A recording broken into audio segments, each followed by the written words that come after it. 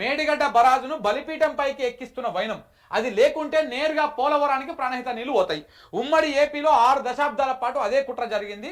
ఆ విషయ వలయాన్ని ఛేదించి మేడిగడ్డను కట్టినటువంటి కేసీఆర్ పిల్లర్ కుంగిన సాకుతోటి శాశ్వతంగా అడ్డు తొలగింపు. బాబు జీబీ లింక్ అంటే ఏంటి? గోదావరి బనకచర్ల లింకు.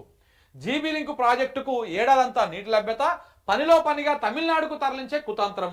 లోక్సభ ఎన్నికల ముందే బీజేపీ ఇచ్చంపల్లి పన్నాగా పన్నింది. ఈ తుపాకులగూడెం పైనే ఉంటుంది ఇచ్చంపల్లి. ఆ నుంచి ఎత్తుకపోతామని చెప్తున్నారు. తుపాకులగూడానికి మేడిగడ్డకు మధ్యలో ఉంటుంది ఇచ్చంపల్లి.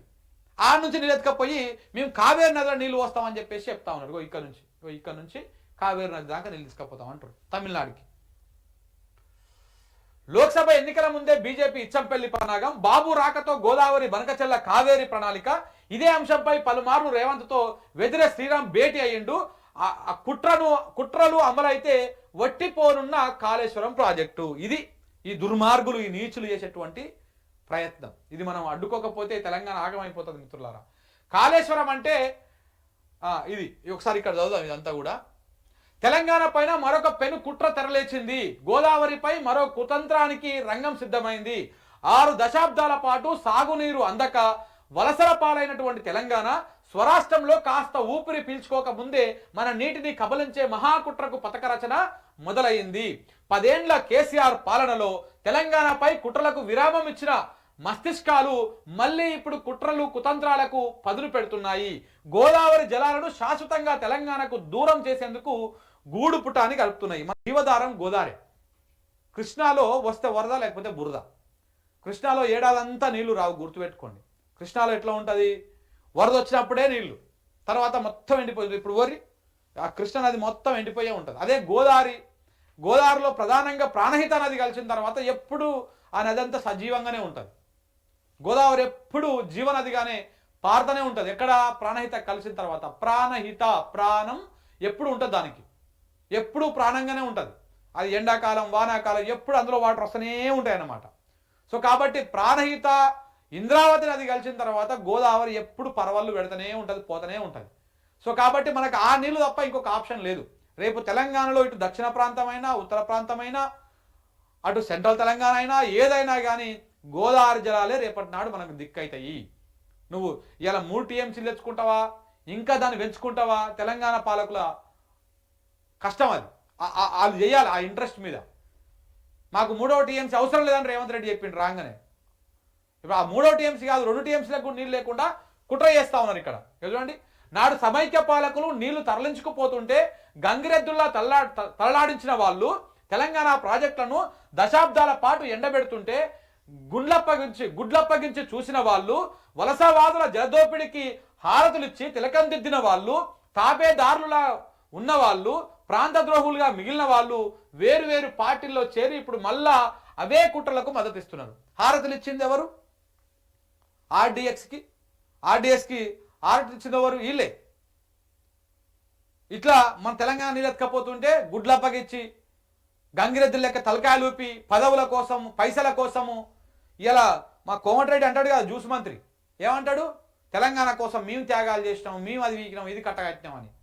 మొత్తం తెలంగాణ ప్రాజెక్టులు, ఆంధ్ర ప్రాజెక్టులను కాంట్రాక్టులు కట్టిందే ఈయన.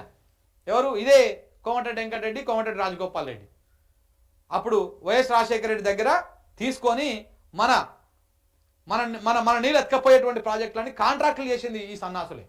మళ్ళీ ఇవాళ మేము తెలంగాణ కోసం ఏదో కట్టగట్టినామని చెప్తా ఉంటారు. ఇగో తమిళనాట ఓట్ల పండగ పండించేందుకు ఓ జాతీయ పార్టీ వేసిన వెత్తుగడకు తెలంగాణ బలి కాబోతుంది. మన చేలకు పారాల్సినటువంటి గోదావరి జలాలు కావేరి కడుపు నింపనున్నాయి. తెలంగాణకు ఉరితాడు బిగించే గోదావరి బనకచర్ల పథకానికి కేంద్రం 3,000 కోట్ల నిధులిచ్చేందుకు కూడా సిద్ధమైంది. అదే జరిగితే లైఫ్ లైన్ అనే కేంద్ర మంత్రులనే తెలంగాణ లైఫ్ లైన్ అని కేంద్ర మంత్రులే పొగిడినటువంటి కాళేశ్వరం కింద 10 ఏండ్లు ఉప్పొంగినటువంటి గోదావరి జలసిరుల స్వర్ణయుగం ఇక ముగిసిపోనున్నది. మేడిగడ్డ బరాజులో ఒక్క పిల్లర్ కుంగడాన్ని ఆసరగా చేసుకొని రాజకీయ దుర్నీతితో కాళేశ్వరాన్నే పడావు పెట్టిన కాంగ్రెస్ ప్రభుత్వము సొంత రాష్ట్రపు గొంతు కోతకు వంత వాడుతున్నది. శాశ్వతంగా బరాజును వినియోగంలోకి రాకుండా చూసే క్రమంలో గోదావరి కావేరి అనుసంధానానికి సాయపడుతూ తెలంగాణ సాగును శాశ్వత దుర్భిక్షలోకి నెట్టుతున్నది. ఎంత దుర్మార్గం, ఎంత దుర్మార్గం చూడండి. ఒక్క పియర్ కుంగితే దాన్ని రిపేర్ చేసుకోవడానికి, ఆ రిపేర్ చేస్తే నాకు తెలిసి మహా అయితే ఒక 500 కోట్లు 600 కోట్లు 1000 కోట్లు అవుతాయి. ఆ రిపేర్ చేస్తే అంత కూడా కావు, 500 కోట్లు అయితే మహా ఎక్కువ. ఆ రిపేర్ చేసుకొని మన నీళ్లు మనం వాడుకోవడానికి అది చేతగాక ఇవాళ ఒక పియర్ కుంగిన సాకు మీద ఆ ఎన్డిఎస్ఏ రిపోర్టు, ఈ కమిషను, ఈ కథ, ఈ కార్ఖానము, ఈ లొటపీస్ ఇవన్నీ పెట్టేసి ఆ బరాజు మొత్తానికే పడావు పెట్టేసి దాన్ని మొత్తానికే కొలాప్స్ చేసేటువంటి కుట్ర చేస్తా ఉన్నారు. తెలంగాణ సమాజం గనక తెలుసుకోకపోతే, నీళ్ళ సోయికి రాకపోతే మన చేతి కాడికి వచ్చినటువంటి బుక్క నేల పాలైపోతుంది. తర్వాత మనం ఎంత లాభోదీపం అని కడుపు కాళ్ళు నోరు ఎంత కొట్టుకున్న ఉపయోగం ఉండదు. ప్రజలారా గుర్తుపెట్టుకోండి. ఇంతకీ పోరాడి తెచ్చుకున్న తెలంగాణ ఎందుకు? పస్తులుండి పట్టుబడి ప్రాజెక్టులు కట్టుకున్నది ఎందుకు? ఈ నేలను బీడుబెట్టి పొరుగుకు నీళ్లు పారిచ్చేందుక? రాజకీయ కుట్ర నీతికి రైతులు రాష్ట్రాన్ని బలిపెట్టేందుక? తెలంగాణ సమాజము వేసుకోవాల్సినటువంటి ప్రశ్నలు ఇవి. 100% వేసుకోవాలి, 100% వేసుకోవాలి. ఇందులో ఎలాంటి అనుమానం లేదు. ఈ కుట్రను గనక మనము అడ్డుకట్ట వేయకపోతే రేపు ఈ తెలంగాణ రాష్ట్రం వచ్చి కూడా ఉపయోగం లేదు. మన రాష్ట్రం తెచ్చుకున్నదే నీళ్లు, నిధులు, నియామకాలు. ఈ నిధులు నియామకాల విషయంలో కొంత తెలంగాణ వాళ్ళకి సోయి వచ్చింది. అది అవుతున్నది. ఎవడన్నా ఆడనో తెలంగాణ కాకుండా ఆంధ్రులకు ఉద్యోగాలు పోతుంటే, ఇతర రాష్ట్రాలకు ఉద్యోగాలు పోతుంటే మనం కొట్లాడుతున్నాం. మనకు ఆ సోయి వచ్చింది. నిధుల విషయంలో ఇంకా బరాబర్ మన నిధులు మనమే తెచ్చుకుంటాం చట్టం ప్రకారం, హక్కు ప్రకారం. కానీ నీళ్ళ విషయంలో మనకి ఇంకా సోయి రావట్లేదు. తెలుసుకోవాలి, మనం ఇప్పుడు తెలుసుకోవాల్సినటువంటి అవసరం ఉంది. అందుకే నేను మొన్న ఒక బుక్ మన దేశపాండే సార్ రాసినటువంటి పుస్తకాన్ని కూడా చెప్పిన. ఆ పుస్తకాన్ని చదవండి మీరు. పీడిఎఫ్ చాలా చోట్ల అవైలబుల్ ఉంది. ఆ పుస్తకాన్ని చదవండి. చదివితే మీకు చాలా విషయాలు, చాలా వాస్తవాలు తెలుస్తాయి.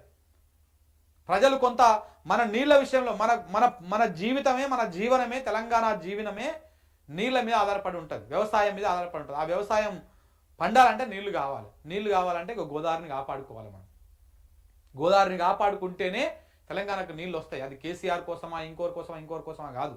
రేపటి మన భవిష్యత్తు కోసం, మన పిల్లల కోసం, మన తెలంగాణ కోసం మన నీళ్ళను మనం కాపాడుకోవాల్సినటువంటి అవసరం ఉంది. మన హక్కు అది. మన భూభాగంలో పారుతున్నటువంటి గోదావరి జలాలను మనం వాడుకోవాలి. మన హక్కు, మన వాటా ఎంత ఉందో చట్ట ప్రకారము రాజ్యాంగబద్ధంగా మనకు ఎంత రావాలనో అంత మనం బరాబర్ బాజాబ్తా వాడుకోవాలి. ఇట్లా కుట్రలు చేస్తున్నటువంటి పాలకులను నిలదీయాలి. లేకపోతే ఆగమైపోతాం మిత్రులారా, గుర్తుపెట్టుకోండి.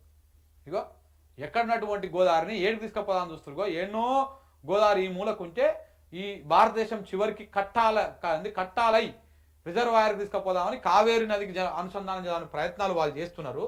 ఇక్కడికి ఎత్తుకపోతానికి ఏం ప్రాబ్లం లేదు, ఇక్కడికి ఎత్తుకపోవచ్చు. కానీ మనకు తీసుకొస్తానికి మాత్రము ఈ కరెంటు బిల్లు బొక్క అవుతున్నది, ఈ పైసలు వేస్ట్ అయినాయి. ఇక మన దగ్గర కొంతమంది వాళ్ళు అన్నం తింటారా, నోటికి ఇంకేదైనా తింటారా నాకు అర్థం కాదు. కానీ ఈ మేధావులు అంటోడు సమాజానికి మంచి చేస్తోడు మేధావి అవుతాడు. కానీ ఒక విషయాన్ని నూరిపోస్తాడు మేధావి అవుతాడు, దుర్మార్గుడు అవుతాడు. ఆడు చరిత్ర ద్రోహి అవుతాడు వాడు. ఆ చరిత్ర ద్రోహులల్లా ఈ కోదండరావు ఉంటాడు, ఈ జేఎస్ రఘు ఉంటాడు. ఎవడైతే ఈ తెలంగాణ ప్రాజెక్టుని వ్యతిరేకించి, ఎవడైతే తెలంగాణ ప్రజలను ఇట్లా మట్టి కొడదామని చూస్తారో ఈ సన్నాసులు, దుర్మార్గులందరూ ఈ చరిత్ర హీనులుగా మిగిలిపోతారు.